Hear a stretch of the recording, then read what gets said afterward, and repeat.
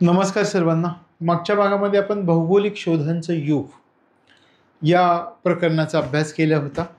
या भागामध्ये आता आपण युरोपियन सत्ता ज्यावेळी भारताच्या मार्गाचा शोध लागतोय त्यावेळी कोणकोणत्या प्रकारे भारतात येत आहेत, कोणत्या क्रमानं भारतात येत आहेत याच्या विचाराला आपण सुरुवात करतोय. मग सर्वात प्रथम कोणती सत्ता भारतामध्ये आली तर त्या सत्तेपासून उतरत्या क्रमानं आपण प्रत्येकाची माहिती समजावून घेऊयात.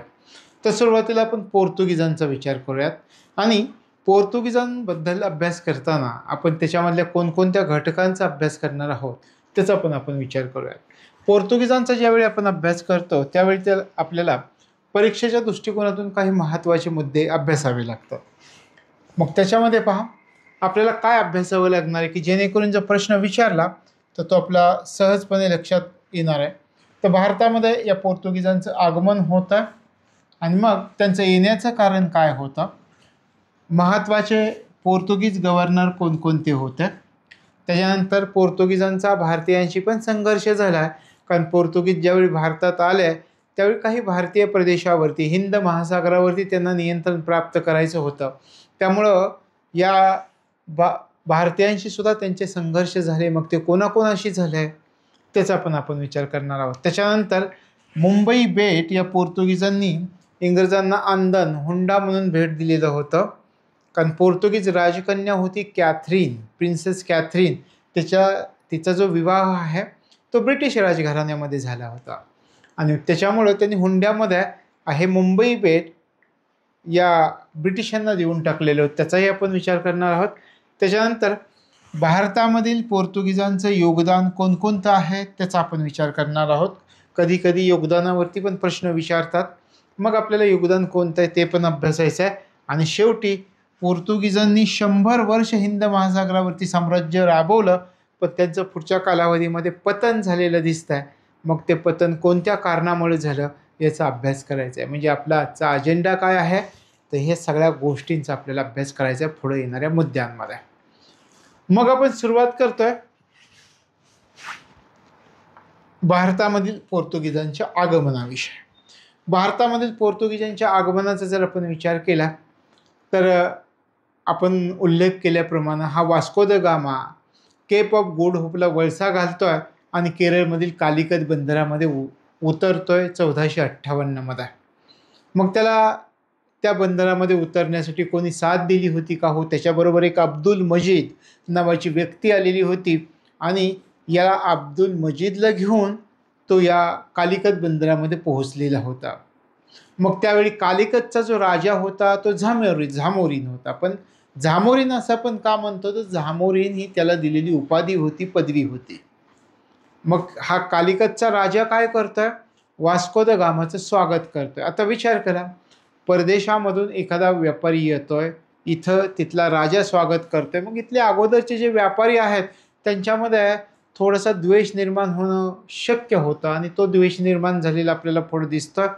शिवाय मग त्यांच्यामध्ये कसा संघर्ष होतो ते पण आपल्याला अभ्यासावं लागत होतं. कारण का, वास्को द गामा भारतामध्ये आला, झामोरीन राजानं त्याचं स्वागत केलं, पण वास्को द गामा येण्यापूर्वी भारतामध्ये अरब लोक व्यापार करत होते. मग या अरब लोकांना या वास्को द गामाचा हेवा वाटायला लागला. त्याच्यानंतर वास्को द गामा भारतात येतो, भारतामध्ये फिरतो, भारतामधले काही वस्तू घेतो, मसाले घेतो, औषधी वनस्पती घेऊन जातो, मिरपूडसारखे प्रकार घेऊन जातो आणि तो भारतातून ज्यावेळी माघारी जातो त्यावेळी त्याच्या लक्षात येतं की येऊन जाऊन जेवढा आपला खर्च झाला आहे त्याच्यापेक्षा 60 पट अधिक मला नफा झाला आहे, हे त्याच्या लक्षामध्ये येत आहे. आता एवढ्या मोठ्या प्रमाणावरती नफा झाला आहे त्याच्यामुळं काय झालं की जे व्यापारी होते तर ते व्यापारी या पूर्वेकडील देशांमध्ये येण्यासाठी, व्यापार करण्यासाठी उत्सुक झालेले दिसत आहेत, पुढच्या कालावधीमध्ये प्रवृत्त झालेले आपल्याला दिसून येत आहेत. आणि मग वास्को द गामा जातोय. वास्को द गामानंतर दुसरा पोर्तुगीजांचं एक दल येत आहे, कॅब्रॉल याच्या नेतृत्वाखाली हे दुसरं पोर्तुगीजांचं दल भारतामध्ये येत आहे. आणि त्याच्यानंतर पुन्हा 1501मध्ये हा वास्को द गामा भारतामध्ये येतो आहे आणि याच्यानंतर भारतामध्ये हळूहळू पोर्तुगीज येण्याची प्रक्रिया सुरू होते. लक्षात येत आहे. मग मी तुम्हाला काय काय समजावून सांगितलं की वास्को द गामा भारतामध्ये येण्याची प्रोसेस काय होती, तर या प्रकारे प्रोसेस होती. मग आता आपल्याला पुढचे मुद्दे अभ्यासायचे आहेत. भारतामधील आगमनाचा आपण विचार करतोय, तर या ठिकाणी हा आहे वास्को द गामा. भारतामध्ये येणारा कुठून आला, कसा आला, मी तुम्हाला आपण थोडंसं विचार करूयात. हे पहा, वास्को द गामा भारतामधून येतो. कसा येतोय पहा. हे आहे पोर्तुगाल. इथून भारतामध्ये निघतोय. हे पहा, केप ऑफ गुड होपला वळसा घालून, हे केप ऑफ गुड होप आहे इथे, याला वळसा घालतोय आणि इथून या ठिकाणी कालिकत बंदरामध्ये पोहोचतोय वास्को द गामा. इथं त्याचा झामोरीन नावाचा राजा आहे, तो स्वागत करतोय. झामोरीन ही पदवी होती असं आपण म्हटलं त्या राजाला दिलेली, तर हा झामोरीन नावाचा राजा त्याचं स्वागत करतोय. मग आपण विचार केला, हा कालिकत बंदरामध्ये असा येऊन इथे पोहोचलाय आणि या ठिकाणी व्यापार करण्यासाठी तो विचार करतोय की व्यापाऱ्याला आपल्याला अनुकूल परिस्थिती आहे का. त्याच्या लक्षात येत आहे व्यापाराला अनुकूल परिस्थिती आहे, पण दुसरा एक व्यापारी या ठिकाणी येतोय म्हटल्यानंतर पूर्वीच्या व्यापाऱ्यांना हेवा वाटणं गरजेचं होतं. अरब लोक या ठिकाणी व्यापार करत होते वास्को द गामा येण्यापूर्वी. त्यांना वाईट वाटतंय की आता हे जे लोक भारतामध्ये आले तर आणखी आपल्याला प्रतिस्पर्धी निर्माण होतील, असा त्यांच्या मनामध्ये विचार होत आहे. वास्को द गामा येतोय, या ठिकाणी काही वस्तू बरोबर घेतोय, या वस्तू घेऊन पुन्हा निघून जातोय. पण निघून गेल्यानंतर आपण म्हटलं जो माल तो घेऊन गेला या ठिकाणावरून, आपण म्हटलं त्याच्यामध्ये मसाले घेऊन गेला, त्याच्यानंतर औषधी वनस्पती घेऊन गेला, मिरपूड घेऊन गेला. आणि त्याच्यामुळं काय झालं की त्या जो माल नेला होता त्याच्या विक्रीतून त्याला 60 पट नफा झाला. हा सगळा खर्च, येण्या जाण्याचा सगळा खर्च निघून या वास्को द गामाला 60% नफा मिळतोय.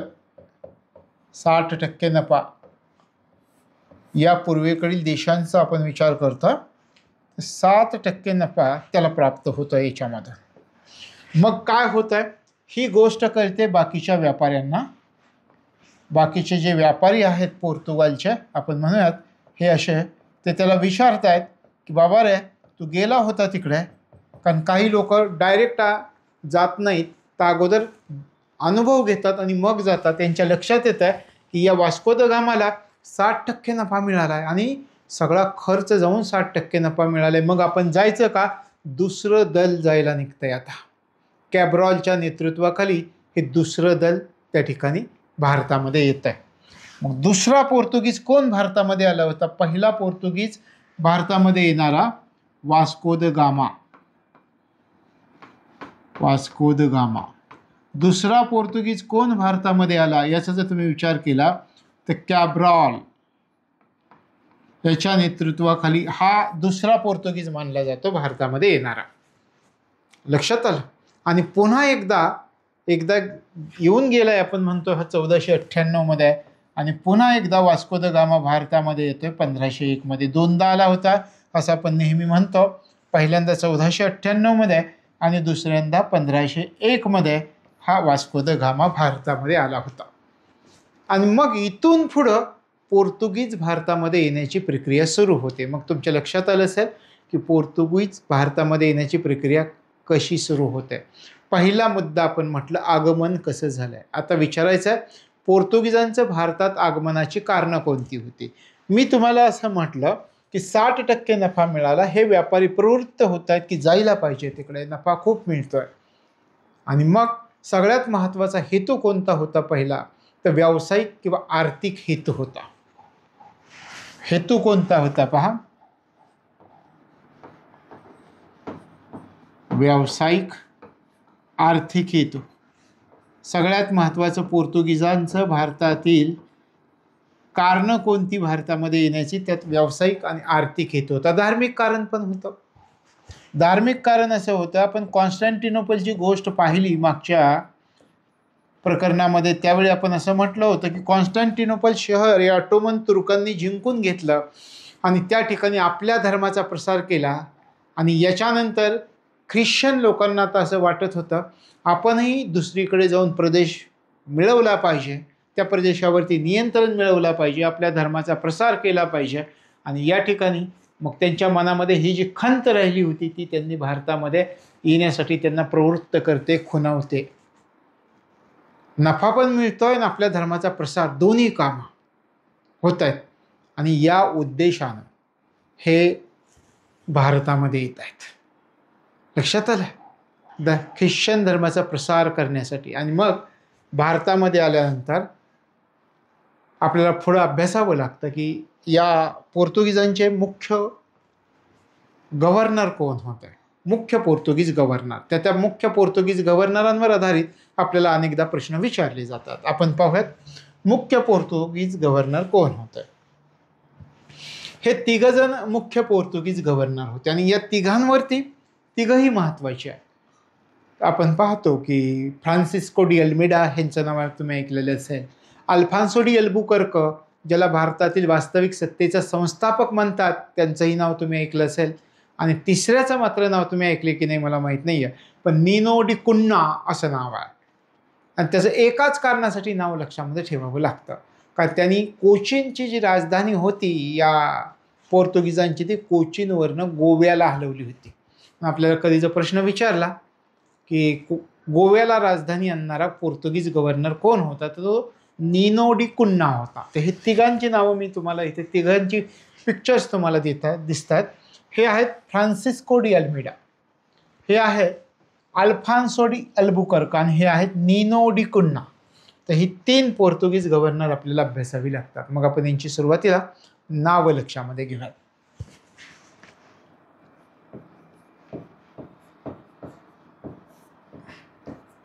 फ्रान्सिस्को डी अल्मेडा हे तुमच्या वहीमध्ये सुद्धा असणं गरजेचं आहे. याचा कालावधी कोणता होता भारतामध्ये याचा जर विचार केला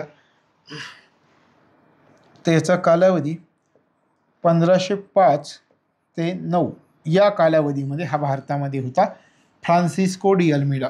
आता हा आहे अल्फान्सो डी अल्बुकर्क, हा जास्त काळ राहिला याच्या तुलनेमध्ये.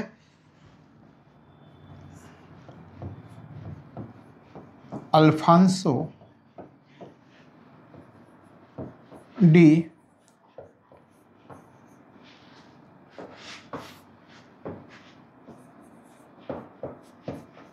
अल्बुकर्क. अल्फान्सो डी अल्बुकर्कचा कालावधी 1509 ते 1515 पर्यंतचा कालावधी होता याचा. 1509 ते 15 पर्यंतचा कालावधी होता. आणि तिसरा येतो निनो डी कुन्ना.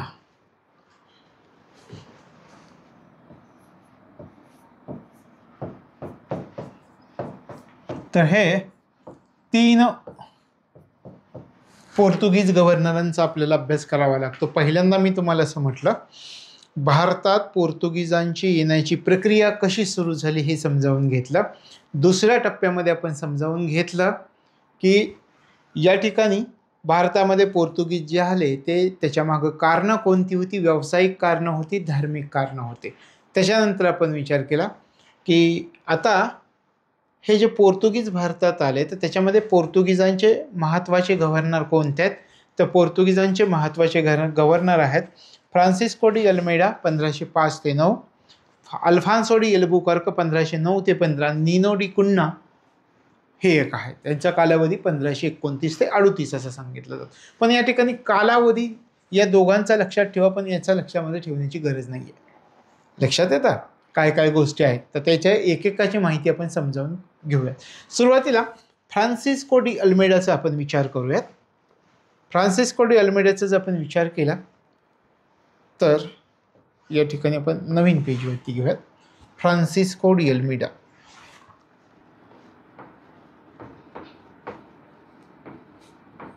फ्रान्सिस्को, हे पहा Francisco de Almeida, Alfonso de Albuquerque. ठीक आहे, आपण हे घेऊयात.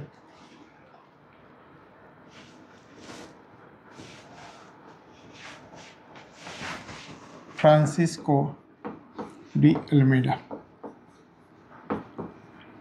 सुरुवातीला आपण विचार केला हे भारतात का आले. दोन गोष्टी आपल्या लक्षामध्ये आल्या. व्यावसायिक कारण आहे, आर्थिक कारण आहे, आणि दुसरी गोष्ट आहे या ठिकाणी आपल्या धर्माचा, स्वतःच्या धर्माचा प्रसार करायचा आहे. तर पहिला पोर्तुगीज गव्हर्नर कोण होता असं जर आपल्याला विचारलं तर हा फ्रान्सिस्को डी अल्मेडा हा पहिला पोर्तुगीज गव्हर्नर होता. आता फ्रान्सिस्को डी अल्मेडाला भारतामध्ये पोर्तुगीज सरकार पाठवतात. या फ्रान्सिस्को डी अल्मेडाला ज्यावेळी भारतामध्ये पाठवलं याला, त्यावेळी याला सांगण्यात आलेलं होतं, पोर्तुगीज सरकारनं सांगितलं होतं की जर आपल्याला आपला व्यापार भारतामध्ये पसरवायचा आहे किंवा पूर्वेकडील देशांमध्ये पसरवायचा आहे तर सगळ्यात महत्त्वाचं काय आहे तर हिंद महासागरावरती आपल्याला वर्चस्व मिळवावं लागेल. याला सांगितलं तुला तिथं जाऊन काय करायचं आहे तर हिंद महासागरावरती नियंत्रण प्रस्थापित करायचं आहे, आणि तुला ते कोणत्याही परिस्थितीत करावं लागेल, कारण आपला जर त्या ठिकाणी व्यापार मोठ्या प्रमाणामध्ये वाढवायचा आहे तर मग आपल्याला हे करावं लागणार आहे, अन्यथा आपल्या व्यापारामध्ये वाढ होणार नाही आहे. आता मग हा विचार करतोय फ्रान्सिस्को डी अल्मेडा. त्याच्या डोक्यात एकच बसलंय, सरकारनं जबाबदारी सोपवली आहे. ज्याप्रमाणे तुम्ही प्रशासकीय अधिकारी होता आणि प्रत्यक्ष सरकार जबाबदारी सोपवतं, तुम्ही झपाट्यानं कामाला लागता.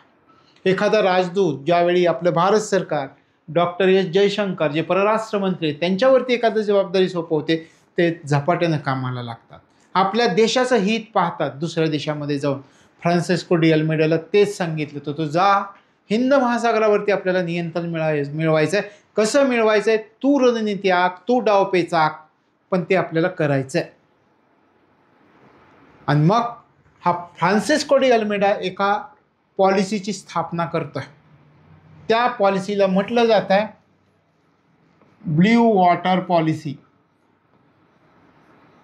ब्ल्यू वॉटर पॉलिसी याच्यावर ती एक जबाबदारी सोपवली आहे. ती जबाबदारी पार पडण्यासाठी तो एका पॉलिसीची स्थापना करतोय. हा जो भाग आहे हिंद महासागराचा भाग,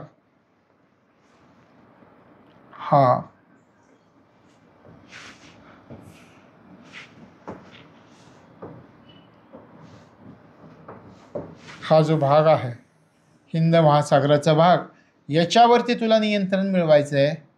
तू नियंत्रण मिळवलं पाहिजे. हा इंडियन ओशन तुला दिसतोय, त्याच्यावरती नियंत्रण मिळवायचं आहे. मग याच्यावरती फ्रान्सिस्को डी अल्मेडा विचार करतोय, म्हणतोय मला एखादी पॉलिसी स्थापन करावी लागेल. मग हे मिळवण्यासाठी, याच्यावर नियंत्रण मिळवण्यासाठी फ्रान्सिस्को डी अल्मेडा एक पॉलिसी तयार करतोय, त्याला आपण म्हणतो ब्ल्यू वॉटर पॉलिसी. मग आपल्याला जे असं परीक्षेमध्ये विचारलं की ब्ल्यू वॉटर पॉलिसी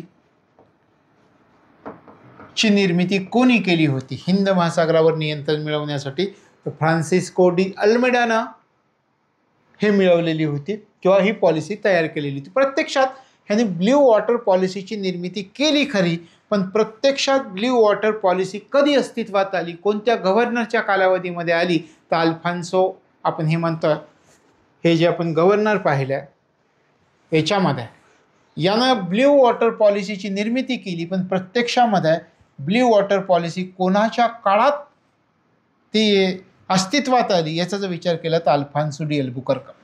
मग ती कशी आली त्याचा पण आपल्याला विचार करायचा. पण एक गोष्ट आपल्या लक्षामध्ये आली, हा काय करतोय की ब्ल्यू वॉटर पॉलिसीची या ठिकाणी स्थापना करतोय की रचना करतोय. आपल्याला काय करायचं आहे तर हिंदी महासागरावरती नियंत्रण मिळवायचं. आता एक गोष्ट त्याला पोर्तुगीज सरकारने सांगितली ती, बाबा रे तुला आम्ही पाठवतोय खरं, पण त्या ठिकाणी अगोदरच त्या हिंद महासागरावरती बाकीच्या सत्तांचं वर्चस्व आहे, ते वर्चस्व तुला मोडून काढायचं आहे आणि हिंद महासागरावरती वर्चस्व तुला मिळवायचं आहे. मग तो विचार करतोय की हिंद महासागरावर कोणाचं वर्चस्व आहे. त्याच्या लक्षात येत आहे अरब, तुर्क, इजिप्शियन लोक आणि गुजरातमधले काही व्यापारी त्यावेळी त्या हिंदी महासागरावरती व्यापार करत होते, त्यांचं वर्चस्व होतं. लक्षात येतं. याच्या लक्षात काय येतं, अरब आहेत, आपले प्रतिस्पर्धी कोण आहेत हे अगोदर तो लक्षात घेतोय. अरब, तुर्क, इजिप्शियन, गुजरातचे स्थानिक व्यापारी, तर हे त्याचे प्रतिस्पर्धी आहेत. हे चौघजण याचे प्रतिस्पर्धी आहेत. अरब, तुर्क, इजिप्शियन, गुजरातचे व्यापारी हे याचे प्रतिस्पर्धी आहेत. मग आता हा अल्फान्सो आपण म्हणतो फ्रान्सिस्को डी अल्मेडा हा काय विचार करतोय पहा. हा आता विचार करतोय की यांच्यावरती नियंत्रण मिळवायचं, यांचं वर्चस्व मोडून काढायचं आहे.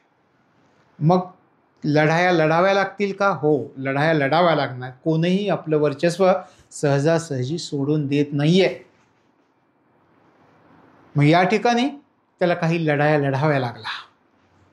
मग हिंदी महासागरावरती वर्चस्व प्राप्त करण्यासाठी या फ्रान्सिस्को डी अल्मेडाने कोणत्या लढाया लढल्या? चौलची लढाई लढली आणि या चौलच्या लढाईमध्ये याचा पराभव पण होतोय. लक्षात येतं? 1508 मध्ये हा चौलची लढाई लढतोय. 1508 मध्ये त्यांनी काय केलं? 1508 मध्ये एक चौलची लढाई झाली, त्याच्यामध्ये पोर्तुगीजांचा पराभव होतोय. मात्र दुसरी लढाई आता सुरू होते आणि दुसऱ्या लढाईमध्ये जर आपण विचार केला त्याचा विजय झालेला आपल्याला दिसतोय. त्याला म्हणायचं दीवची लढाई 1509 मध्ये होते. या ठिकाणी 1509 ची दीवची लढाई, या लढाईमध्ये हा मोठा पराक्रम गाजवतोय. लक्षात येतंय? यांनी काय केलं या दीवच्या लढाईमध्ये? हे जे आपण पाहिले एकत्रित सामर्थ्य या ठिकाणी आपण पाहिलं. अरब, तुर्क, इजिप्शियन आणि गुजरातचे व्यापारी या सगळ्यांना तो दीवच्या लढाईमध्ये हरवतोय. या सगळ्यांना दीवच्या लढाईमध्ये पराभव करतो. एकत्रित सामर्थ्य, या चौघांच्या एकत्रित सामर्थ्याचा पराभव कोणत्या लढाईमध्ये झाला? तर या दीवच्या लढाईमध्ये झाला. लक्षात आलं? तशा प्रकारे हा फ्रान्सिस्को डी अल्मेडानं 1509 मध्ये दीवच्या लढाईमध्ये त्याच्या 4 सत्ता, विरोधी सत्ता, प्रतिस्पर्धी सत्ता हिंद महासागरावरती कार्यरत होत्या, त्यांच्यावरती विजय मिळवता. आता इथून पुढं आपण म्हणतोय की ब्ल्यू वॉटर पॉलिसीची स्थापना केली. पण तुम्हाला जर प्रश्न असा विचारला की ब्ल्यू वॉटर पॉलिसी अंतर्गत हिंदी महासागरामधील जो व्यापार होता त्या व्यापारावर पूर्णपणे नियंत्रित प्रस्थापित करू शकला का फ्रान्सिस्को डी अल्मेडा? तर पूर्णपणे नियंत्रण प्रस्थापित करू शकला नाही. पूर्णपणे नियंत्रण कोणाच्या काळात प्रस्थापित झालं हिंद महासागरावर? अल्फान्सो डी अल्बुकर्क यांनी पाया रचला आणि यांनी कळस लावला तिथे, असं आपल्याला म्हणता येईल. पाया रचला होता. आपण म्हटलं दीवच्या लढाईमध्ये एकत्रित सामर्थ्याचा पराभव होतोय. 4 सत्तांचा पराभव. अरब, इजिप्शियन, गुजरातचे व्यापारी हे सगळ्यांचा पराभव तो करतोय. आणि मग पुढच्या कालावधीमध्ये हिंद महासागरावरच्या व्यापारावरती जे नियंत्रण प्रस्थापित होत आहे ज्याच्या काळात, त्याला अल्फान्सो डी अल्बुकर्क. तर 2 गोष्टी व्यवस्थित लक्षामध्ये ठेवायच्या. म्हणजे हिंदी महासागराच्या ह्यांनी ब्ल्यू वॉटर पॉलिसीची स्थापना केली आणि प्रत्यक्षात ब्ल्यू वॉटर पॉलिसी साध्य होत आहे, म्हणजे हिंदी महासागरावरती नियंत्रण प्रस्थापित होत आहे त्या अल्फान्सो डी अल्बुकर्कच्या कालावधीमध्ये. मग आपल्याला विचारतील ब्ल्यू वॉटर पॉलिसीचा उद्देश काय होता? हिंद महासागरावरती वर्चस्व मिळवणे हा उद्देश होता. तशा प्रकारे हे लक्षामध्ये ठेवायचं. मग आपण याच्यामध्ये दोन्हींचा विचार केला, याचं योगदान पाहिलं. आता आपल्याला अल्फान्सो डी अल्बुकर्क याचं योगदान पाहायचं आहे. 1509 ते 15च्या कालावधीमध्ये याला भारतामधील वास्तविक सत्तेचा संस्थापक असं म्हटलं जातं. मग याचं महत्त्व किती ते आपण लक्षामध्ये घेऊयात. या ठिकाणी हे पहा, आणि त्याच्याबद्दलचे काही मुद्दे. याला आपण काय म्हटलं? भारतातील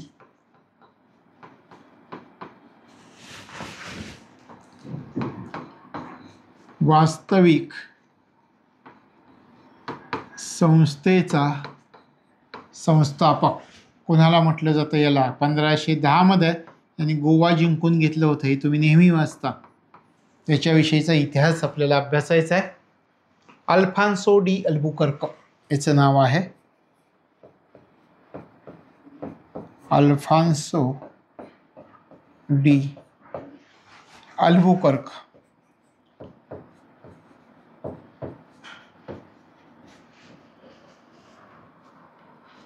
अल्फान्सो डी अल्बुकर्क हा आपण म्हणतोय भारतातील वास्तविक सत्तेचा संस्थापक. आता या अल्बुकर्कनं काही प्रदेशावरती नियंत्रण प्रस्थापित केलेलं होतं. आणि अल्बुकर्कनं काय केलं, मी तुम्हाला काय म्हटलं होतं की पोर्तुगीजांची राजधानी कोचीनवरून गोव्याला नेली. पण पोर्तुगीजांची राजधानी कोचीन कोणी केली होती याने. तुम्हाला जर विचारलं कोणत्या पोर्तुगीज गव्हर्नराने कोचीनला आपली राजधानी बनवलेलं होतं, कोणत्या अल्फान्सो डी अल्बुकर्क, ज्याला भारतातील वास्तविक सत्तेचा संस्थापक म्हटलं जातं, त्यानं आपली राजधानी कोचीन बनवलेलं होतं. शिवाय त्यांनी महत्त्वाच्या 3 प्रदेशांवरती नियंत्रण मिळवलेलं होतं. ते महत्त्वाचे 3 प्रदेश कोणते होते त्याचा आपण उल्लेख करूयात. होर्मुझ,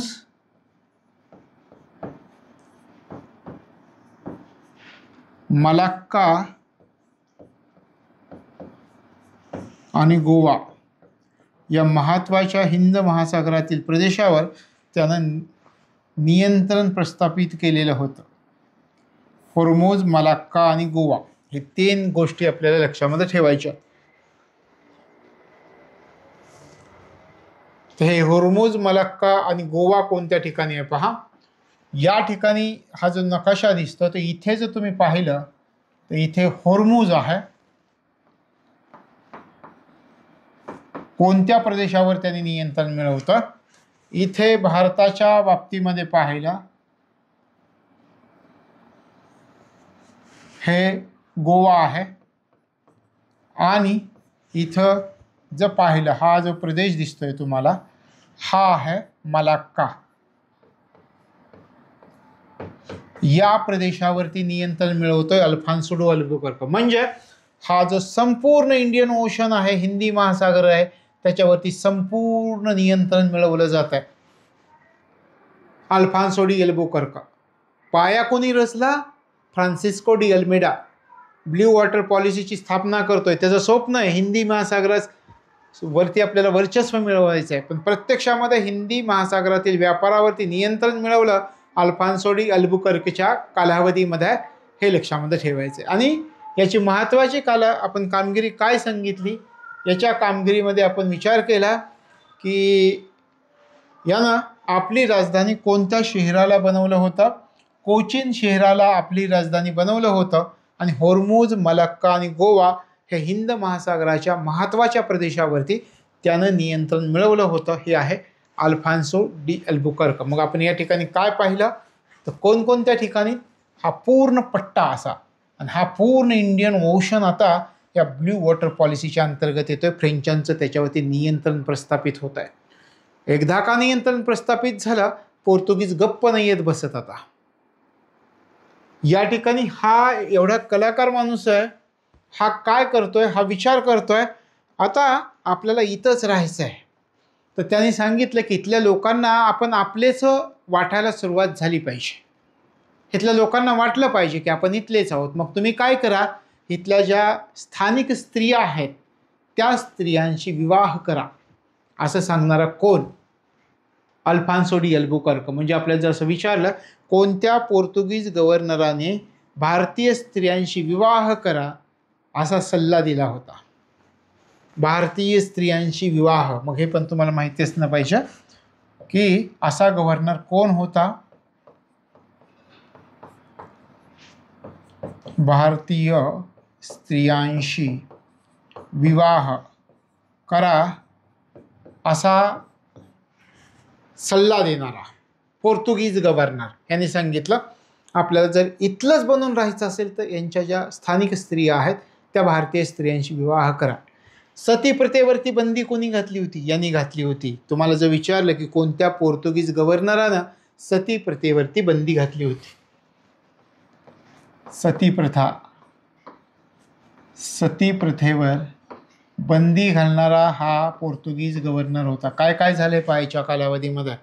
पण मुस्लिमांना हिने खूप त्रास दिला, कारण ह्याला राग येत होता. कारण मुस्लिमांनी कॉन्स्टँटिनोपलवरती आक्रमण केलं होतं आणि तो प्रदेश स्वतःच्या ताब्यामध्ये घेतला होता. आणि तिथे मुस्लिम लोक, त्या ठिकाणी त्यांनी लोकसंख्या वाढवली होती. म्हणजे आजचं जे इस्तंबूल शहर आहे, आज तुर्की देशामधलं जे इस्तंबूल शहर आहे ते पूर्वीचं कॉन्स्टँटिनोपल. त्या कॉन्स्टँटिनोपलमध्ये ख्रिश्चनांचं लोकसंख्या जास्त होती, मोठी होती. त्यांना हाकलून लावलं आणि मुस्लिम लोक तिथं आलेत. मुस्लिमांचा हा खूप तिरस्कार करतोय, मुस्लिमांना खूप त्रास देतोय भारतामध्ये आल्यानंतर.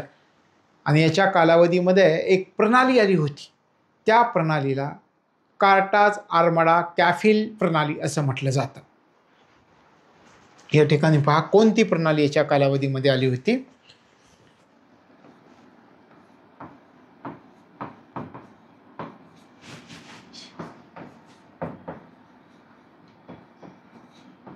आणि कॅफिल प्रणाली लक्षात आलं. कॅफिल सिस्टीम. आपल्याला जर विचारलं कोणत्या पोर्तुगीज गव्हर्नरच्या कालावधीमध्ये कार्टाज आर्मडा कॅफिल प्रणालीची सुरुवात झालेली होती. कार्टाज म्हणजे काय? आपण म्हटलं की याच्या कालावधीमध्ये हिंदी महासागरावरती नियंत्रण प्रस्थापित होतं. हिंदी महासागरावरती कारण यांनी काय केलेलं होतं हे पहा. होर्मुज, गोवा, मलक्का या ठिकाणी त्याने नियंत्रण मिळवलंय. हिंदी महासागरावरती नियंत्रण प्रस्थापित केलंय. आता तो काय म्हणतोय पहा की हा जो हिंदी महासागराचा पट्टा आहे ह्यातून जर तुम्हाला तुमचं जहाज या ठिकाणावरून न्यायचं असेल तर तुम्हाला काय करावं लागेल, आमची परवानगी घ्यावी लागेल. आणि तो परवाना घेण्यासाठी तुम्हाला काही पैसे सुद्धा द्यावे लागतील. आमच्याकडून परवाना घेणं गरजेचं आहे. ही जी प्रणाली त्यांनी चालू केली, हिंदी महासागरामध्ये व्यापार करायचा आहे तर तुम्हाला परवाना घ्यावा लागेल. ही प्रणाली जी चालू केली त्या प्रणालीला म्हटलं गेलं आहे कार्टाज प्रणाली. कार्टाज हिंदी महासागरावरती व्यापार करण्यासाठी परवाना घेणे या प्रणालीला नाव दिलं कार्टाज प्रणाली. लक्षात आलं.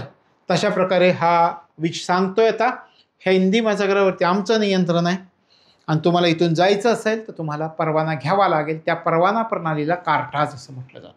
आर्मडा. आर्मडा म्हणजे काय त्याचा आपण विचार करूया. आता तो काय म्हणतो की तुम्हाला या ठिकाणावरून जायचं आहे, व्यापार करायचा आहे. व्यापार करताना कदाचित तुमच्या जहाजांवरती हल्ला होऊ शकेल. मग आमचं आरमार पण तुमच्या जहाजांबरोबर जाणार आणि तुमचं संरक्षण करणार. खरं तर खरा उद्देश होता की ही जी जहाज आहेत व्यापाऱ्यांची यांच्या हालचालींवरती नियंत्रण ठेवायचं आहे. हा खरा उद्देश. पण तो सांगतोय काय की तुम्ही या ठिकाणी जी व्यापारी तुम्ही महत्त्वाचा तुमचा माल जाणार आहे मग त्या मालाला संरक्षण प्राप्त झालं पाहिजे म्हणून आमची नौदलाची जहाजं पण तुमच्या जहाजांबरोबर जातील असं तो सांगतोय. त्याला नाव दिलं आर्माडा. या ठिकाणी आपल्याला दाखवता येईल. हे पहा हे जहाजं चालली आहेत. त्या जहाजांबरोबर यांच्या युद्धनौकासुद्धा हे युद्धनौका इथे तुम्हाला दिसतात आणि ही जहाजं चाललीत. त्यांच्याबरोबर आम्ही सुद्धा येणार कारण तुमच्या जहाजांचं संरक्षण झालं पाहिजे. ही प्रणाली आहे आर्माडा प्रणाली. लक्षात आलं. मग आपण काय पाहिलं, कोणती प्रणाली आत्ता आपण अभ्यासली पहा. कार्टाज प्रणाली. कार्टाज प्रणाली म्हणजे काय? हिंदी महासागरामधून व्यापार करण्यासाठी तुम्हाला आमच्याकडून परवाना घ्यावा लागेल आणि मग तुम्हाला व्यापार करता येईल. परवाना घेण्यासाठी काही पैसे द्यावे लागतील. त्याला कार्टाज प्रणाली म्हणायचं. आर्माडा प्रणाली म्हणजे काय? तुम्ही या भागातून प्रवास करत असताना तुमच्या जहाजांच्या संरक्षणासाठी आमचं नौदल पण तुमच्याबरोबर असणार आहे. त्याला म्हणायचं आर्माडा प्रणाली. आरमार. लक्षात आलं. तर अशा प्रकारे ही सिस्टीम कार्टाज आर्माडा कॅफिल प्रणाली असं म्हटलं गेलं. कॅफिल सिस्टम. लक्षात आली ही प्रणाली. मग आपल्याला विचारतील या प्रणालीची सुरुवात करणारा कोण होता. आपण विचार केला की या प्रणालीची सुरुवात करण्याचा अल्फान्सो डी अल्बुकर्क होता. लक्षात येत आहे. तर हे लक्षामध्ये ठेवायचं आहे. आणि मग ह्याच्याच कालावधीमध्ये गोवा जिंकून घेतला जातोय आदिलशहाकडून 1510 मध्ये. म्हणून याला भारतामधील वास्तविक सत्तेचा संस्थापक असं सुद्धा म्हटलं जातं. तर हा आहे हे लक्षामध्ये ठेवायचं आहे. यांच्याविषयी आपण उल्लेख केला. दुसरा पोर्तुगीज गव्हर्नर या ठिकाणी आपण पाहिला याच्यामधला अल्फान्सो डी अल्बुकर्क. कोचीनला राजधानी आलं होतं. आता येतोय निनो डी कुन्हा 1529 ते 38 या कालावधीमध्ये. या गव्हर्नरचं एकच लक्षात ठेवायचं. यांनी अल्फान्सो डी अल्बुकर्कनं आपली राजधानी कोणती बनवली होती? इथे आपण म्हटलं कोचीन. आणि ही कोचीनची राजधानी गोवा कुणी केली? गोव्याला पोर्तुगीजांची राजधानी कोणी बनवलं असं जर आपल्याला विचारलं, नीनो डी कुन्ना यांनी बनवलेलं होतं. तशा प्रकारे या ठिकाणी पोर्तुगीजांचे हे गव्हर्नर. मग आपण म्हटलं की ह्याच्या कालावधीमध्ये अल्फान्सो डी अल्बुकर्कच्या कालावधीमध्ये 1510 मध्ये विजापूरचा जो आदिलशाह होता, तर त्या आदिलशहाकडून याने गोवा जिंकून घेतलेलं होतं आणि मग त्याला भारताच्या वास्तविक सत्तेचा संस्थापक पण म्हटलं गेलं. तर अशा प्रकारे हे 3 पोर्तुगीज गव्हर्नर आपण अभ्यासले, Francisco de Almeida, Alfonso de Albuquerque आणि नीनो डी कुन्ना. लक्षात आलं की हे कोणत्या प्रकारे याची रचना आपण अभ्यासलेली आहे. आता पोर्तुगीजांचा भारतीयांशी संघर्ष सुरू होता. संघर्ष सुरू होतोय म्हणजे का, या ठिकाणी जर तुम्ही विचार केला तर 1526 ते 1526 पुढचा कालावधी साधारणपणे जर आपण बहादूर शाहचा विचार केला, गुजरातचा एक शासक होता बहादूर शाह नावाचा, या कालावधीमध्ये याचा मुघलांशी मोठा संघर्ष असायचा आणि मुघलांपासून संरक्षण मिळावं म्हणून बहादूर शाह काय करतोय की पोर्तुगीजांशी संधान बांधतोय. वसईचा प्रदेश यांनी पोर्तुगीजांना देऊन टाकला. आपल्याला विचारतील की कोणत्या भारतीय शासकांनी वसईचा प्रदेश पोर्तुगीजांना दिला होता? बहादूर शाहने दिलेला होता. कशासाठी? मुघलांपासून संरक्षण मिळावं म्हणून. आता हा वसईचा प्रदेश पोर्तुगीजांना दिलाय, पण हा दिलेला वसईचा प्रदेश पोर्तुगीजांकडून मराठे जिंकून घेत आहेत. मराठ्यांचे सरदार आहेत चिमाजी अप्पा, यांनी 1739 मध्ये हा पोर्तुगीजांकडून प्रदेश जिंकून घेतलाय. वसई आणि सालसेटचा प्रदेश जिंकून घेत आहेत चिमाजी अप्पा.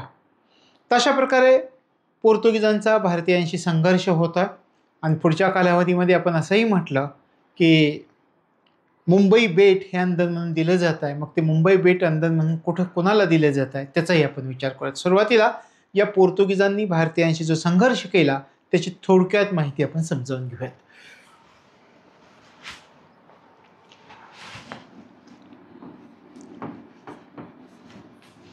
पोर्तुगीजांचा भारतीयांशी संघर्ष हे तुमच्या नोटबुकमध्ये पण लगेच पाहिजे.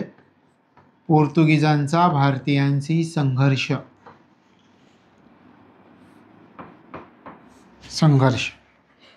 मी तुम्हाला सांगितलं भारतीयांशी संघर्ष झाला होता आणि सुरुवातीला 1510 मध्ये गोवा हा प्रदेश जिंकून घेतला जातोय. कोणाकडून? विजापूरच्या आदिलशाहीकडून. त्या विजापूरचा आदिलशाह होता सुलतान युसुफ आदिलशाह, असं त्याला म्हटलं जात होतं. आपण म्हणूया त्या ठिकाणी कधी प्रदेश जिंकलाय पहा, 1510 मध्ये. 1510 मध्ये कोणत्या? आपण म्हटलं विजापूरची आदिलशाही, हे पण माहिती असणं गरजेचं. विजापूरची आदिलशाही यांच्याकडून हा प्रदेश जिंकून घेतलाय आणि यालाच भारतीय वास्तविक साम्राज्याचा संस्थापक अल्फान्सो डी अल्बुकर्कला आपण त्यावेळी या ठिकाणी उल्लेख केलेला होता. त्याच्यानंतर आपण म्हटलं गुजरातचा एक शासक होता बहादूर शाह. बहादूर शाह हा गुजरातचा शासक होता. हा त्रस्त झाला होता बिचारा, मुघलांच्या आक्रमणापासून हा त्रस्त झालेला होता. मग या मुघलांच्या आक्रमणापासून स्वतःला सोडवण्यासाठी त्यांनी काही प्रदेश पोर्तुगीजांना दिलेला होता. कोणता प्रदेश यांनी दिलेला होता? वसईचा प्रदेश. वसईचा प्रदेश यानं पोर्तुगीजांना दिलेला होता. मग आपल्याला लक्षात ठेवावं लागतं ह्या वसईचा प्रदेश पोर्तुगीजांना देणारा भारतीय शासक कोण होता? तर गुजरातचा शासक बहादूर शाह होता, हे लक्षामध्ये ठेवायचं आहे. आणि हाच प्रदेश पुढं कोण जिंकून घेत आहे असं मी तुम्हाला सांगितलं, तर चिमाजी अप्पा, मराठ्यांचे सरदार चिमाजी अप्पा यांनी हा प्रदेश जिंकून घेतलेला आहे. लक्षात आलं? बाजीराव पहिला याच्या कालावधीमध्ये हे मराठी सरदार होते चिमाजी अप्पा, आणि या चिमाजी अप्पाने 1739 मध्ये पोर्तुगीजांकडून वसई आणि सालसेटचा प्रदेश जिंकून घेतला.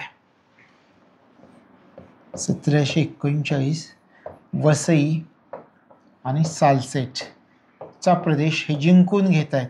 मग आपल्याला कदाचित कधी असा प्रश्न विचारला, हा प्रदेश पोर्तुगीजांकडून जिंकून घेणारा मराठा सरदार कोण होता? चिमाजी अप्पा होते. हा संघर्ष चालू झाला आहे. आता त्याच्यानंतर मुंबई बेटाबद्दल आपल्याला माहिती पाहता येतं. मी तुम्हाला सुरुवातीला एक गोष्ट सांगितली होती मुंबई बेटाबद्दल. एक राजकन्या पोर्तुगीजांची, तिचा ब्रिटिश घराण्यामध्ये विवाह होतोय आणि मग पोर्तुगीज हुंडा म्हणून, आंदन म्हणून काय देत आहेत ब्रिटिशांना? तर मुंबई हे बेट देत आहेत. लक्षात येत आहे? कधीची गोष्ट ही मुंबई बेट दिलेलीची? 1661ची गोष्ट आहे. मुंबई बेट आंदन दिलेलीची. एका राजकन्येचा विवाह होतोय ब्रिटिश राजघराण्यामध्ये आणि पोर्तुगालनं हुंडा म्हणून काय दिलं? या पोर्तुगीजांनी ब्रिटिशांना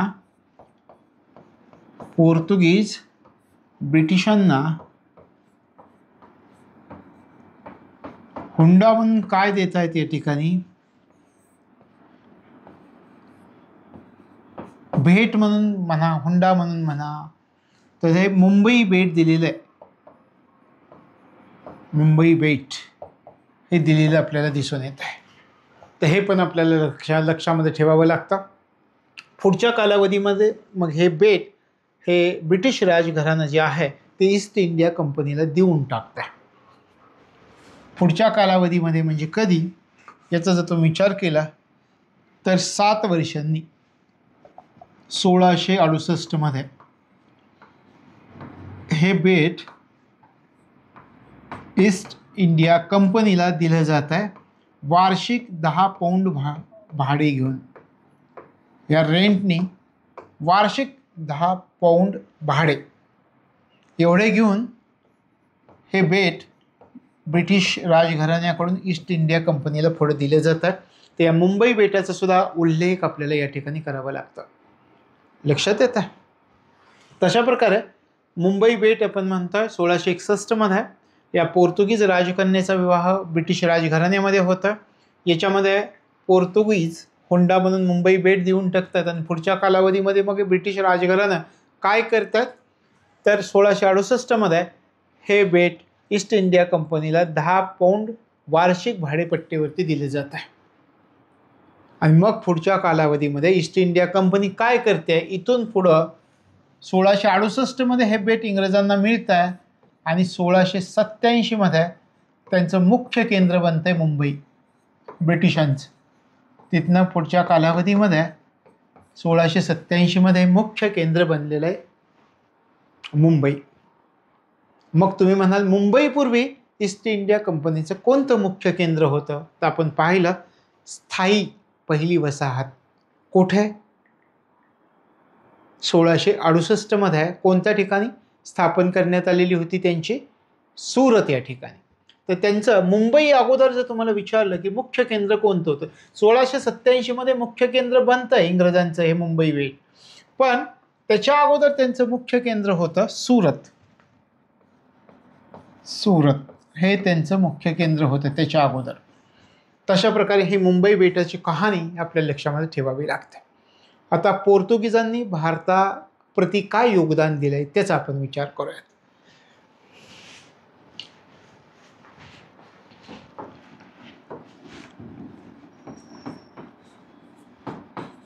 पोर्तुगीजांचे योगदान, भारतामधील योगदान हे लक्षात ठेवा बरं का. योगदान, पोर्तुगीजांचे भारतामधील योगदान काय होतं, काय वाटतंय तुम्हाला? विचार करा. पूर्वीच्या कालावधीमध्ये एक पुस्तक दुसऱ्याला द्यायचं असेल तर लिहून द्यावं लागत होतं. एका पुस्तकाची दुसरी प्रत कशी छापायची? छापखाना नाही आहे भारतामध्ये. किती लोकांपर्यंत पुस्तकं पोहोचत असतील, आणि ज्या कमीत कमी लोकांपर्यंत पुस्तकं पोहोचली त्यांनाच ज्ञान प्राप्त होत आहे. आता पोर्तुगीज भारताला एक योगदान देत आहे की भारतामध्ये छापखाना सुरू करणारी युरोपीय सत्ता कोणती होती? भारतामध्ये छापखाना सुरू करणारी युरोपीय सत्ता पोर्तुगीज. आणि मग पुस्तकांच्या प्रती वाढवू लागल्या, लोकांपर्यंत पुस्तकं पोहोचू लागली आणि ज्ञानामध्ये वाढ व्हायला सुरुवात झाली इथून पुढे. आपण म्हणतो ब्रिटिश आले, ब्रिटिशांनी असं केलं, पाश्चात्य ज्ञानाचा प्रसार केलाय, पण पुस्तक समोर आल्याशिवाय ज्ञान मिळणार नव्हतं. आणि मग हे आपल्याला पोर्तुगीजांचं योगदान आहे. कधी जर तुम्हाला विचारलं परीक्षेमध्ये की पोर्तुगीजांचं योगदान सांगा, तर भारतामध्ये छापखाना पोर्तुगीजांनी सुरू केला. बरं, मी तुम्हाला विचारतो, एक तुम्ही MPSCचा अभ्यास करता, प्रिंटिंग प्रेसचा शोध लावणारा कोण होता? कोणत्या देशाचा होता माहिती आहे तुम्हाला? या प्रिंटिंग प्रेसचा शोध लावणाऱ्याचं नाव काय? गुटेनबर्ग. कोणत्या देशाचा आहे? जर्मनी. भारतामध्ये छापखाना कोण आणताय? पोर्तुगीज आणतायत. आणि आता एक गोष्ट तुम्हाला सांगतो, मी म्हटलं भारतामध्ये छापखाना आणला, तिथनं पुढं पुस्तकांच्या प्रती छापायला सुरुवात झाल्या, पण त्याच्या अगोदरची परिस्थिती थोडीशी लक्षात घ्या. छापखाना जर नाहीच तर पुस्तकं कशी पोहोचणार? किती लोकांपर्यंत पोहोचणार? किती लोकांचं ते ज्ञान विकत घेण्याची ताकद असणार आहे? आणि त्याच्यामुळे लोकांना ज्ञान मिळत नव्हतं. भारतामध्ये पुनर्जागरणाची प्रक्रिया केव्हापासून सुरू झाली असं जर तुम्ही चिंतन केलं तर तुमच्या लक्षात येतं, या पोर्तुगीजांनी भारतामध्ये छापखाना आणला आणि त्याच्यामुळं पुनर्जागरणाची प्रक्रिया भारतामध्ये व्हायला सुरुवात झाली. आणि भारतामध्ये पहिलं पुस्तक कोणी छापलं असं जर तुम्ही विचार केला तर भारतामध्ये पहिलं पुस्तक छापतायत गोव्याचे मिशनरी. भारतामधील पहिलं पुस्तक छापणारे कोण होते?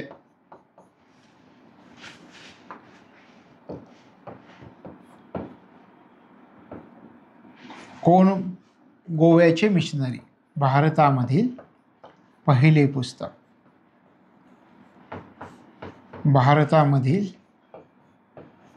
पहिले पुस्तक छापणारे कोण होते? गोव्याचे मिशनरी होते. तशा प्रकारे हे पोर्तुगीजांचे योगदान आपल्याला सांगतायत. शिवाय भारतामध्ये मोठ्या प्रमाणात जहाजांच्या निर्मितीला सुरुवात कोणाच्या कालावधीमध्ये झाली?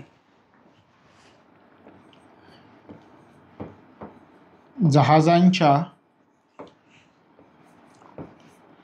निर्मितीस सुरुवात कोणाच्या कालावधीमध्ये झाली? हे आहे पोर्तुगीजांचं योगदान भारताचं.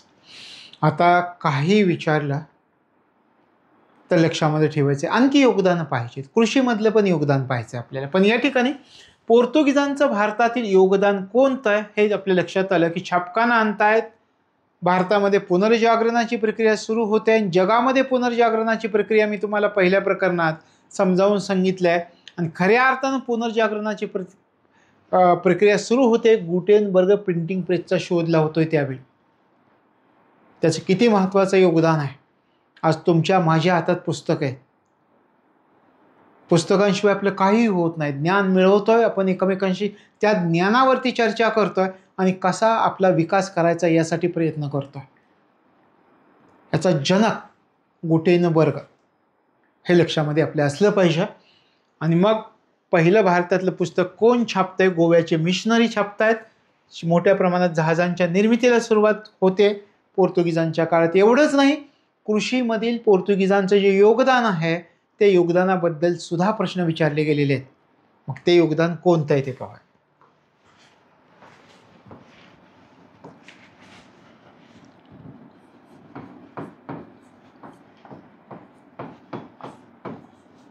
पोर्तुगीजांचे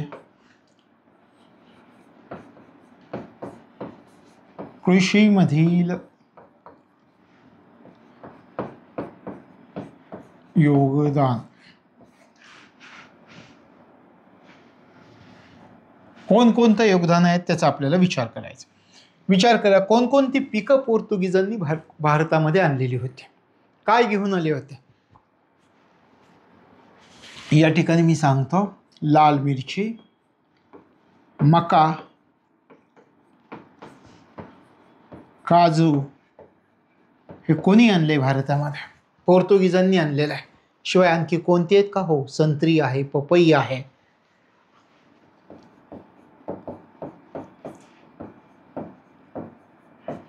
तंबाखू आहे. तंबाखू ही सुद्धा पोर्तुगीजांनीच भारतामध्ये आणलेली होती. याशिवाय अननस आहे, भुईमूग आहे, बटाटा आहे.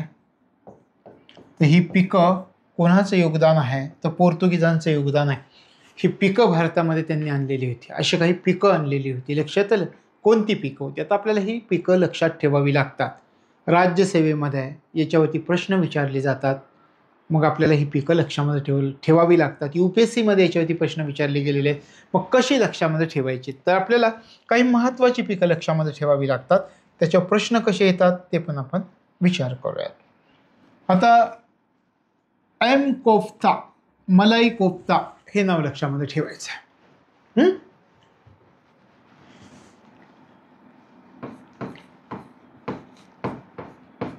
एम कोफ्ता म्हणजे काय? आता पहा, एक एक आपण घेऊयात.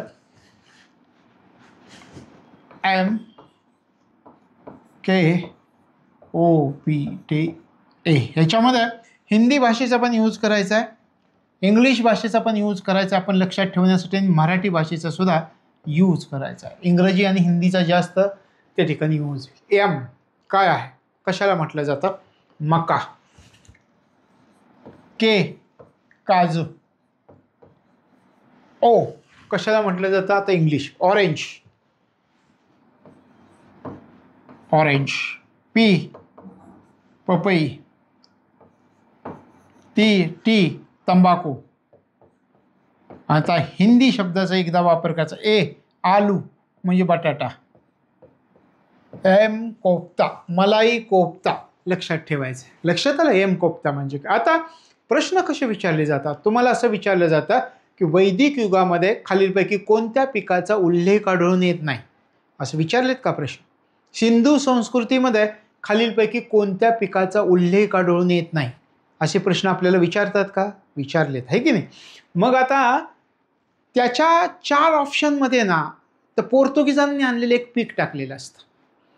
ते पीक ओळखता आलं की कोणत्या पिकाचा समावेश होत नाही हे लगेच कळतं आपल्याला. बघा मागचे सगळे प्रश्न घेऊन, आहे की नाही? तर हे लक्षामध्ये ठेवायचं आहे. पोर्तुगीजांचं भारतातलं कृषीमधले योगदान मलाई कोफ्ता, एम कोफ्ता लक्षात ठेवायचं. एम मका, के काजू, ओ ऑरेंज, पी पपई, टी तंबाखू, ए म्हणजे आलू म्हणजे बटाटा. तशा प्रकारे हे पोर्तुगीजांचं भारतातील योगदान आहे.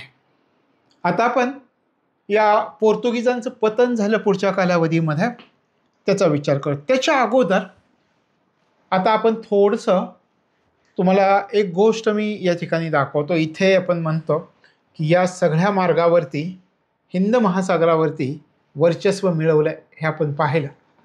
ह्या सगळ्या इंडियन ओशनवरती पोर्तुगीजांनी वर्चस्व मिळवलं होतं. इथून पुढं पोर्तुगीजांचं पतन होतं आहे. पोर्तुगीजांनी किती काळ राज्य केलं हिंद महासागरावरती माहिती आहे तुम्हाला? 100 वर्ष. 100 वर्षे एकछत्री राज्य होतं पोर्तुगीजांचं ह्या महासागरावरती. 100 वर्ष राज्य केलं यांनी. विचार करा, हिंद महासागरावरती 100 वर्ष राज्य करणारी सत्ता म्हणून पोर्तुगीजांना ओळखलं जातं.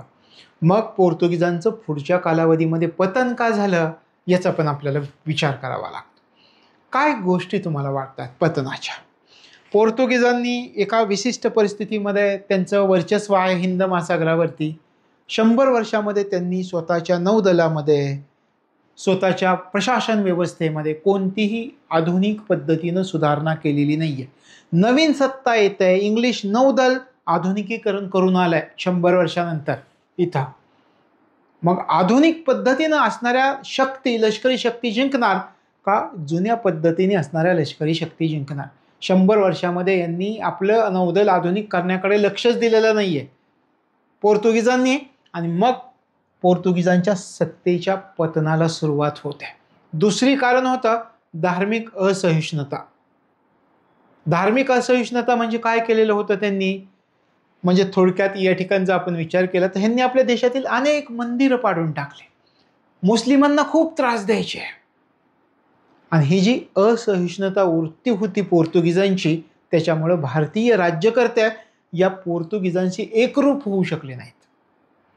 विचार करा, तुमची एखाद्या धर्मावरती श्रद्धा असते आणि मग तुम्हाला माहिती आहे हे माणूस मंदिरं पाडतोय आपली, ज्याची आपण आयुष्यभर पूजा करतो, अशी जर मंदिरं पडायला लागली तर आपल्याला वाईट वाटतं. आणि मग काय झालं, ह्यांच्या या प्रवृत्तीमुळं भारतीय राज्यकर्ते यांच्याशी एकरूप नाही येत होऊ शकल्या. आणि मग भारतीय राज्यकर्त्यांनी काय केलं, की एक नेहमीच त्यांच्यापासून थोडंसं अंतरच ठेवलं, की नाही बाबा यांच्याकडे नको आहे. तर अशा प्रकारे यांच्या पतनाचं कारण धार्मिक असहिष्णुता हे सुद्धा होतं. म्हणजे कोणकोणती कारणं आहेत त्याचा आपण विचार करूयात. पतनाची कारणे.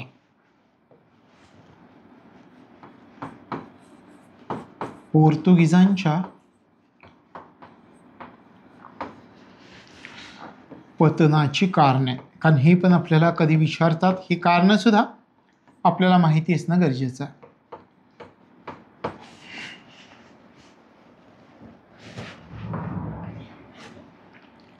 पोर्तुगीजांच्या पतनाची कारणे काय कारणं असतील सांगा. मी तुम्हाला पहिलं कारण सांगितलं, आधुनिकता. याच्यामध्ये कमी पडतायत पोर्तुगीज, म्हणजे आधुनिक प्रगतीचा अभाव होता. पहिलं कारण तुमचं असलं पाहिजे या ठिकाणी, आधुनिक प्रगतीचा अभाव. आधुनिक प्रगतीचा अभाव हे होतं. दुसरं कारण मी तुम्हाला कुठलं सांगितलं, धार्मिक असहिष्णुता. धार्मिक असहिष्णुता हे दुसरं कारण आहे पोर्तुगीजांच्या पतनाचे कारण. आधुनिक प्रगतीचा अभाव. मी म्हटलं 100 वर्ष. 100 वर्ष म्हणजे कधी 15व्या शतकापासून 16व्या शतकापर्यंत जर तुम्ही विचार केला तर पोर्तुगीजांचं हिंद महासागरावरती वर्चस्व होतं. आणि या 100 वर्षामध्ये या पोर्तुगीजांना कोणत्याही प्रकारचं आव्हान प्राप्त झालेलं नव्हतं. पण यानंतर ज्या सत्ता आल्या त्या या पोर्तुगीजांपेक्षा आधुनिक होत्या, प्रगत होत्या. ब्रिटनच्या नौदलाचा जर विचार केला तर या पोर्तुगीजांपेक्षा सक्षम नौदलता या इंग्रजांकडे होता. आणि त्याच्यामुळं पोर्तुगीज मागं पडले. मग पोर्तुगीजांकडून ज्या नवीन सत्ता आल्या त्यांनी पोर्तुगीजांनी जिंकलेला प्रदेश ताब्यात घ्यायला सुरुवात केलेली. डच भारतामध्ये येत आहेत आणि डचांनी पोर्तुगीजांकडून काही प्रदेश जिंकून घेतला. पूर्व आशिया आणि दक्षिण पूर्व आशिया हा प्रदेश, पूर्व आशिया आणि दक्षिण आशियामधून या पोर्तुगीजांना डचांनी रिप्लेस केलाय. त्यांची जागा घेतली आहे पूर्व आशिया दक्षिण आशियामध्ये. म्हणजे एक एक प्रदेश आता पोर्तुगीज हरायला सुरुवात झालेली आहे. लक्षात आलं. ब्रिटिशांचा विचार केला तर पश्चिम आशिया, ब्रिटननी काय केलंय पहा, पश्चिम आशिया आणि भारतामधील काही प्रदेश जिंकून घेतलाय. भारतामधील प्रदेश हे पोर्तुगीजांकडून जिंकून घेत आहेत इंग्रज. भारतामधील काही प्रदेश म्हणजे एक एक प्रदेश आता पोर्तुगीजांचा दुसऱ्याच्या ताब्यामध्ये जायला सुरुवात होते. लक्षात आलं. तर अशा प्रकारे डचांनी पूर्व आशिया दक्षिण आशियामधील काही प्रदेश या पोर्तुगीजांकडून काढून घेतला. ब्रिटनने पश्चिम आशिया भारतामधला काही प्रदेश या पोर्तुगीजांकडून काढून घेतला. आणि 1612मध्ये जी स्वालीची लढाई होते, त्या स्वालीच्या लढाईचा पण आपल्याला अभ्यास करायचा. त्या लढाईमध्ये इंग्रजांनी पोर्तुगीजांचा पराभव केला आहे. 1612मध्ये काय होत आहे, पोर्तुगीज इंग्रजांकडून हरतायत. पोर्तुगीजांचा पराभव काय, कशामुळं. आणि मग 1612मध्ये हित हरल्यानंतर काय झालेलं होतं, विल्यम हॉकिन्स नावाची एक व्यक्ती होती. ती व्यक्ती ब्रिटनमधून भारतामध्ये आली. भारतामध्ये आल्यानंतर इथला जहांगीर नावाचा बादशाह भारतामध्ये त्यावेळी राज्य करत होता. त्याने त्या जहांगीराकडे काही सवलती मागितल्या. बरं, ही विल्यम हॉकिन्स आली आणि जहांगीराशी पर्शियन भाषेमध्ये बोलली. त्या जहांगीराला खूप बरं वाटलं की ही माझ्या भाषेत माझ्याशी बोलते. मग जहांगीराने त्याला त्याच्या दरबारामध्ये एक प्रशासकीय पद दिलं होतं. त्या पदाचं नाव होतं 400ची मनसबदारी. आता जसे क्लास 1, क्लास 2 अशी पद आहेत, तसं त्यावेळी त्या जहांगीराच्या दरबारामध्ये एक पद होतं 400ची मनसबदारी. ती दिली आणि सुरत या ठिकाणी त्यांना व्यापार करण्याचा परवाना दिला. पण पोर्तुगीजांनी काय केलं की त्या जहांगीरावरती दबाव टाकला, कारण त्यावेळी हिंद महासागरावरती पोर्तुगीजांचं साम्राज्य होतं. इंग्रजांच्या मनामध्ये कुठंतरी अशी हे लागलेली होती की आपल्याला सवलती मिळाल्या, जहांगीराने दिल्या, पण हे पोर्तुगीजांनी दबाव टाकला, त्यामुळे आपल्या सवलती काढून घेतल्या. पुन्हा त्या सवलती काढून घेतल्या होत्या जहांगीरानं, कारण पोर्तुगीजांनी त्याच्यावर दबाव टाकला होता. मग त्या ठिकाणी जहांगीर सुद्धा नाराज होता. आता या स्वालीची लढाई होते पुढे, त्याच्यामध्ये पोर्तुगीज हरतायत आणि मग तिकडे जहांगीर खुश होतोय आणि इंग्रजांना सुरत या ठिकाणी व्यापार करण्याचा परवाना देतोय. म्हणजे त्या ठिकाणी जहांगीराला पण आनंद होतोय. 1612 मध्ये पोर्तुगीज हरलं, बरं झालं. 100 वर्षापासून राज्य करताय, त्रास देत आहे आणि त्यांनाच कोणी तर हरवलंय. मग त्यावेळी जहांगीरानं हे स्वालीच्या लढाईचं मी तुम्हाला थोडक्यात सांगितलं. पुढं आपल्याला सविस्तर चर्चा याची करायची. पण अशा प्रकारे हे लक्षामध्ये ठेवायचं आहे की पोर्तुगीजांच्या पतनाची कारणं कोणती होती, की भारतीय शासक त्यांच्याशी एकरूप होऊ शकलेले नव्हते. धार्मिक असहिष्णुता मी तुम्हाला सांगितलं. दुसरी गोष्ट की अनेक मंदिरं पाडली, मुस्लिमांना खूप त्रास दिला त्यांनी, आणि याच्यामुळं काय झालं तर भारतीय राज्यकर्ते या पोर्तुगीजांशी कधी एकरूप होऊ शकले नाहीत. काही अंतर ठेवलं त्यांनी पोर्तुगीजांपासून. आणि मग त्यावेळी जगामध्ये ब्राझीलचा शोध लागला होता आणि मग पोर्तुगीजांनी भारतामधून आपलं लक्ष हलवलं आणि ब्राझीलमध्ये लक्ष घालायला सुरुवात केलं. इथून हरायला सुरुवात झाल्यावरती लक्षात आलंय तर हा आहे पोर्तुगीजांचा भारतातील इतिहास. लक्षात आलं. मग याच्यावरती कोणताही प्रश्न आला तर आता तुम्हाला सोडवता येईल आणि मुळापासून घटना माहिती आहेत. आता मी तुम्हाला काही पद्धती सांगणार आहे अभ्यासाच्या. म्हणजे उदाहरणार्थ आपण पाठ करावं लागतं की युरोपियन भारतात येण्याचा क्रम, जाण्याचा क्रम, युरोपियनांनी भारतात कंपन्या स्थापन केल्याचा क्रम, हे थोडक्यामध्ये आपण अभ्यासायला सुरुवात करूयात. सुरुवातीला भारतामध्ये येण्याचा क्रम लक्षात घ्या. एक पद्धत आपण विकसित करायची आणि त्याच्यामुळं मग आपल्याला ते लक्षात ठेवायला सोपं जातं आणि कधी विसरत नाही. भारतामध्ये येण्याचा क्रम, हे जे युरोपियन सत्ता आहे तर त्यांचा भारतामध्ये येण्याचा क्रम. मग मी तुम्हाला एक थोडक्यात एक पद्धत सांगतो, त्याला तुम्ही ट्रिक असं म्हणता, मी माझ्या भाषेत त्याला एक विशिष्ट पद्धत असं म्हणतो. तर त्याच्यामध्ये PDBDF एवढंच लक्षामध्ये ठेवायचं आहे. भारतात येण्याचा क्रम PDBDF. आता हा क्रम तुमच्या लक्षात येईल. आपण थोडंसं एकाखाली एक मांडून घेऊया. PDBDF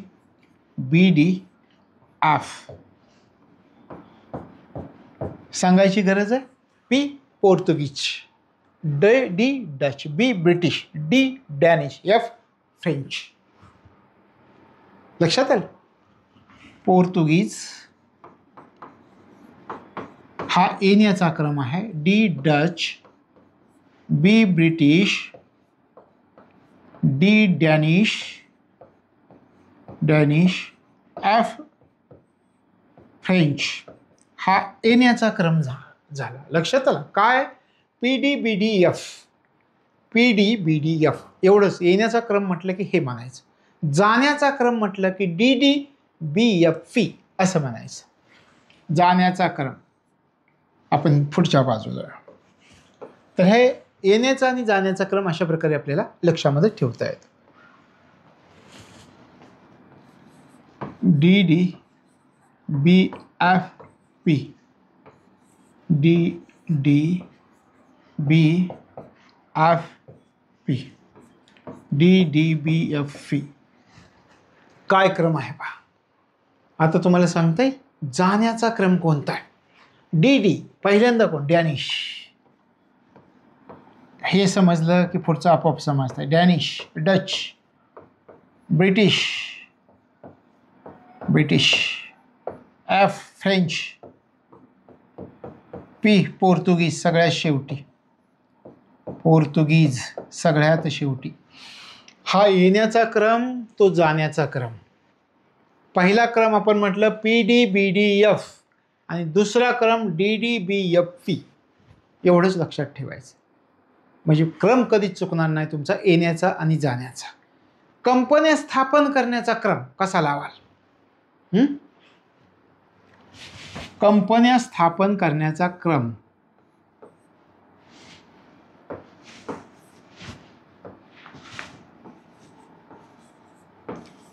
PBDDF कंपन्या स्थापन करण्याचा क्रम.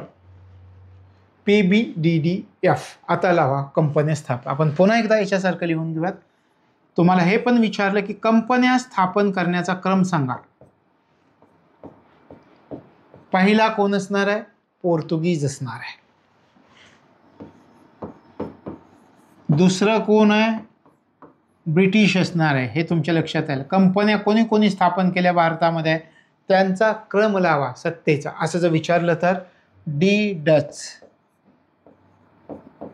डेन्मार्क आणि एफ फ्रेंच. हा आहे युरोपीय सत्तांचा कंपन्या स्थापन करण्याचा क्रम. हा आहे युरोपीय कंपन्या भारतात येण्याचा क्रम आणि हा आहे युरोपीय कंपन्या भारतातून जाण्याचा क्रम. मग एवढं लक्षात ठेवलं शॉर्ट फॉर्ममध्ये आणि त्याची रोज रिव्हिजन केली तर हे कधीही विसरणार नाही आहे. लक्षात आलं तर हे लक्षामध्ये ठेवा.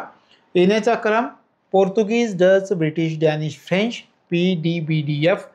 जाण्याचा क्रम DDBFE, Danish, Dutch, British, French, Portuguese. त्याच्यानंतर कंपन्या स्थापन करण्याचा क्रम PBDDF, Portuguese, British, Dutch, Denmark, French. आता काय राहिलं का? आपण विचार केला आहे की नाही? तर या गोष्टी आपल्याला लक्षामध्ये ठेवायच्या. मग आणखी काय याच्यामध्ये लक्षामध्ये ठेवता येईल? थोडासा विचार करा. काय आपल्याला याच्यामध्ये लक्षामध्ये ठेवता येईल? आपल्या लक्षात काय येतं? येण्याच्या जाण्याचा क्रम जर लक्षात घेतला तर आपल्या लक्षात येतं पोर्तुगीज प्रथम आले आणि सर्वात शेवट गेले. प्रथम शेवट, पहिला शेवट असं विचारायचं. प्रथम शेवट, पहिल्यांदा आले सर्वात शेवटी गेले. आता पहा, डच दुसऱ्यांदा आले गेले पण दुसऱ्यांदा. ब्रिटिश तिसऱ्यांदा आले गेले पण तिसऱ्यांदा. लक्षात ठेवण्यासाठी हे ठेवा तशा प्रकारे. आणि मग फ्रेंच आपल्या लक्षात येत आहे या ठिकाणी सर्वात शेवटी येत आहेत आणि चौथ्या क्रमांकाला निघून जात आहेत. म्हणजे पहिले 3 तुमच्या लक्षात आलं. पोर्तुगीज प्रथम येत आहेत, जात आहेत शेवट. डच 2 नंबरला येत आहेत, जाताना पण त्यांचा नंबर 2च आहे. ब्रिटिश येताना क्रमांक 2 आहे, जाताना पण क्रमांक 2च आहे. तर हे एवढं जरी लक्षात ठेवलं तर तुम्हाला हे लक्षामध्ये ठेवायचं आहे. तर डॅनिश लोक आपण जे म्हटलं की भारतातून सर्वात प्रथम निघून गेले आणि फ्रेंच सत्ते भारतामधून जाण्यामध्ये चौथ्या क्रमांकावरती आहे. लक्षात आलं तर हे लक्षामध्ये ठेवायचं. कारण 1954 भारतातून फ्रेंच सत्ता संपुष्टामध्ये आलेली होती. तशा प्रकारे ह्या काही गोष्टी आहेत हे आपल्याला लक्षामध्ये ठेवायच्या. आता ह्या झालं तुम्हाला मी एक पद्धत सांगितली. याच्यानंतर आपल्याला या कंपन्या कशा स्थापन झाल्या त्याचा विचार करावा लागतो. हे पहा, पोर्तुगीजांनी भारतामध्ये जी कंपनी स्थापन केली त्या कंपनीचं नाव एस्तादो द इंडिया 1498 स्थापन झाली आणि त्यांच्या भारतातील जे कारखाने स्थापन केले ते कोणकोणत्या ठिकाणी होते त्यांचा क्रम कोचीन, कन्नूर, गोवा. तुम्हाला कधी विचारलं की भारतामध्ये पोर्तुगीजांच्या ज्या कंपन्या स्थापन झाल्या त्यांचा क्रम लावा एखाद्या सत्तेचा, तर कोचीन, कन्नूर, गोवा. कोचीन 1503, कन्नूर 1505, गोवा 1510 आपण म्हटलं. ब्रिटिशांनी ईस्ट इंडिया कंपनीची स्थापना केली 1600. पहिला अस्थायी कारखाना कोणत्या ठिकाणी होता? मसुलीपट्टणम आणि दुसरा सुरतमध्ये स्थापन करण्यात आलेला होता. त्याच्यानंतर पहा,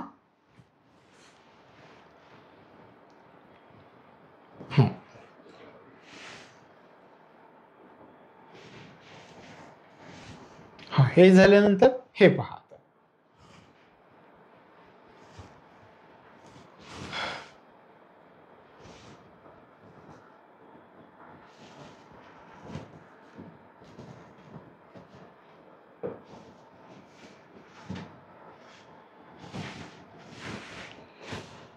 त्याच्यानंतरच्या काही कंपन्या आहेत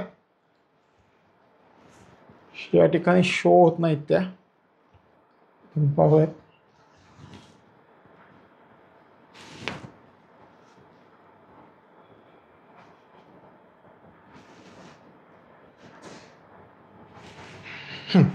याच्यानंतरची डच भारतामध्ये येतात. व्हेरेनिग्डे ओस्ट इंडिशे कंपनी VOC, त्या कंपनीचं नाव 1602 मध्ये, आणि मसुलीपट्टणम आणि पोटोपल्ली या ठिकाणी डचांनी आपले कारखाने स्थापन केले होते. डेन्मार्कच्या कंपनीचं नाव आहे एशियाटिक कंपनी, 1616 मध्ये त्यांनी स्थापन केलेली होती आणि त्यांनी कारखाना ट्रँकोबार तंजोर या ठिकाणी स्थापन केला होता. आणि फ्रान्सनं ज्या कंपनी भारतामध्ये स्थापन केली, कंपनी द इंड ओरिएंटल असं त्या कंपनीचं नाव होतं 1664 मध्ये, आणि फ्रेंचांचे कारखाने सुरत, मछलीपट्टणम किंवा मसुलीपट्टणम आणि सेंट थॉम 1672 या ठिकाणी त्यांनी आपले कारखाने स्थापन केले होते.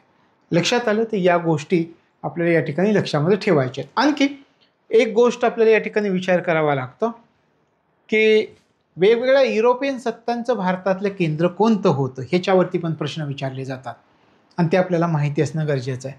पोर्तुगीजांचं मुख्य केंद्र हुगळी होतं. ब्रिटिशांचं मुख्य केंद्र फोर्ट विल्यम होतं. कुठलं पहा? पश्चिम बंगालमध्ये. विविध सत्तांचं पश्चिम बंगालमधील मुख्य केंद्र कोणती होती, याच्यावरती जर प्रश्न आला तर आपल्याला माहिती असणं गरजेचं आहे. पोर्तुगीजांचं हुगळी, ब्रिटिशांचं फोर्ट विल्यम, डचांचं चिन्सुरा, डेन्मार्कचं श्रीरामपूर किंवा सेरामपूर आणि फ्रान्सचं चंद्रनगर ही विविध सत्तांची पश्चिम बंगालमध्ये असणारी प्रमुख केंद्र म्हणून आपल्याला सांगता येतात. लक्षात आलं? ह्या गोष्टी लक्षामध्ये ठेवायचं आहे. त्याच्यानंतर आणखी आपल्याला काय पाहता येते का पहा, त्याचा आपण विचार करूयात. युरोपियन सत्तांचं जे आगमन झालं त्याच्यामध्ये पहिल्या आलेल्या व्यक्ती कोण हे पण आपल्याला माहिती असणं पाहिजे. म्हणजे वास्को द गामा भारतात आलेला पहिला पोर्तुगीज प्रवासी होता. दुसरा पोर्तुगीज प्रवासी मी तुम्हाला कोण सांगितलं? कॅब्राल. त्याच्यानंतर भारतात आलेला पहिला पोर्तुगीज व्हाईसराय कोणता होता? Francisco de Almeida. त्याच्यानंतर सम्राट जहांगीराला भेटणारा पहिला ब्रिटिश मी तुम्हाला आत्ता थोडक्यात सांगितलं, विल्यम हॉकिन्स. कॅप्टन हॉकिन्स पण त्यांना म्हटलं जातं. व्हेक्टर नावाच्या जहाजानं तो भारतात आला होता आणि तो त्या जहाजाचा कॅप्टन पण होता, म्हणून त्याला कॅप्टन हॉकिन्स असं म्हटलं होतं. आणि तो भारतात आल्यानंतर सम्राट जहांगीराला भेटला होता. ब्रिटनमधनं निघाला त्यावेळी अकबराचं राज्य होतं, पण प्रत्यक्षात भारतात आला त्यावेळी जहांगीर राज्य करत होता, त्यामुळे जहांगीराला भेटला होता. त्यानंतर बॉम्बेचे संस्थापक म्हणून कोणाला ओळखतात? हे आहेत गेराल्ड ओनगियार, यांना ओळखलं जातं. कलकत्त्याचे संस्थापक म्हणून कोणाला ओळखतात? जॉब चॉर्नाक. यांच्या सगळ्यांच्या गोष्टी आपल्याला पुढे येतील. त्याच्यानंतर फोर्ट विल्यमचे पहिले अध्यक्ष, फोर्ट विल्यमची स्थापना झाली होती आणि त्या फोर्ट विल्यमच्या प्रशासनासाठी त्या ठिकाणी अध्यक्ष नेमण्यात आलेला होता. तर त्याचा पहिला अध्यक्ष कोण होता? चार्ल्स आयर होते. पॉंडेचेरीचे पहिले फ्रेंच गव्हर्नर कोण होते? Franco Martin. आणि पॉंडेचेरीचा संस्थापक म्हणून जर विचारला तरी फ्रँको मार्टिनच आहे. त्यानंतर मद्रासचे संस्थापक म्हणून फ्रान्सिस डे, याचीही गोष्ट आपल्याला पाहिजे. त्यानंतर मुघल सम्राट फरुख सियारकडून विशेष व्यापार सुविधा मिळालेल्या शिष्टमंडळाचा प्रमुख कोण होता? जॉन सुरमन होता. याचीही गोष्ट आपल्याला पुढे पाहावी लागते, कारण फरुख सियारनं जे काही ब्रिटिशांना सवलती दिल्या त्याच्यामुळं बंगालचा नवाब आणि ब्रिटिश यांच्यामध्ये संघर्ष निर्माण होताना दिसतोय. तो पुढे आपल्याला अभ्यासायचा आहे. तर या फरुख सियारकडून विशेष व्यापार सुविधा मिळवलेल्या शिष्टमंडळाचा प्रमुख कोण होता असं जर विचारलं तर जॉन सुरमन. आणि भारतातील पहिला फ्रेंच कारखाना सुरत येथे स्थापन झाला, त्याच्यामागं कोणतं व्यक्तिमत्व होतं? तर फ्रँकाइस कायरो नावाचं व्यक्तिमत्व होतं, हे लक्षामध्ये ठेवायचं. तर अशा प्रकारे काही घटना आपण अभ्यासल्या या ठिकाणी, तर हे आपल्याला लक्षामध्ये ठेवायच्यात. लक्षात आलं? आजचा हा अभ्यासक्रम आपला इथेच संपता आणि मग पुढच्या कालावधीमध्ये आपण दुसरी सत्ता पाहणार आहोत पुढच्या अभ्यासामध्ये, की जे भारतात येणार आहे. पोर्तुगीज या ठिकाणी आपलं संपतं. तर आपण या ठिकाणी थांबतोय. भेटूयात पुढच्या भागामध्ये. तोपर्यंत तुम्हाला तुमच्या अभ्यासासाठी मनापासून शुभेच्छा.